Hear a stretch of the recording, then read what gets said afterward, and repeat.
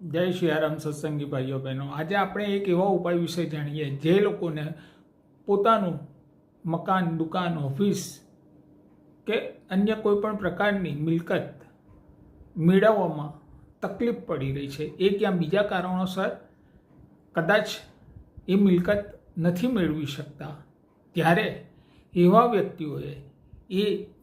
જે જગ્યાએ રહી રહ્યા છે, ચાહે એ ભાડાનું મકાન હોય કે અન્ય કોઈ સગા સંબંધીનું મકાન હોય, એનો કોઈ પ્રશ્ન નથી, પણ જ્યાં રહેતા હોય છે એ ઘરના કોઈ પણ શુક્રવારે સાંજના સમયે પશ્ચિમ અને ઉત્તરની વચ્ચેનો ખૂણો, એટલે કે વાવવ્ય ખૂણો જેને કહેવામાં આવે છે, એ વાવવ્ય ખૂણાની અંદર એક લક્ષ્મી માતા ભગવાન શ્રીહરિના ચરણની સેવા કરી રહ્યા હોય એવી મૂર્તિ અથવા તો ફોટો એનું સ્થાપન કરી દે છે. ભગવાન વિષ્ણુ અને માતાજીને યાદ કરતાં કરતાં, અને આ ફોટો કે મૂર્તિનું સ્થાપન કરતાં પહેલાં તમારા એ ઘરના વ્યક્તિના, મુખ્ય વ્યક્તિના કદાચ જન્મ પત્રિકા હોય તો, અથવા તો નથી તો કશો વાંધો નથી, અને હોય તો સારી વાત છે, એની એક કોપી, અને સાથે સાથે એ વ્યક્તિએ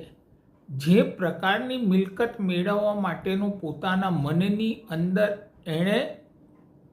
ચિત્રણ કરી રાખ્યું છે કે ભાઈ મારે આવું મકાન જોઈએ છે, કે મારે આવી દુકાન જોઈએ છે, એને ગમે તે કલરના પેનથી જેવું આવડે એવું એક પેપર ઉપર દોરી દેવાનું છે, અને એ પેપર સાથે સાથે જન્માક્ષરની કોપી,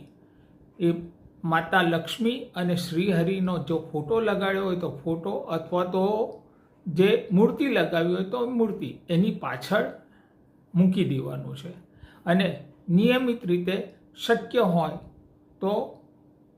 ઘરના મુખ્ય વ્યક્તિએ વિષ્ણુ સહસ્ત્ર નામનો એક પાઠ કરવાનો રહેશે, ગમે તે સમયે, પણ એક ચોક્કસ સમયે. અને સાથે સાથે બની શકે તો દર રવિવારના દિવસે ગમે તે પ્રકારની, કે એટલે કહેવાનો અર્થ ગમે તે કલરની ગાયને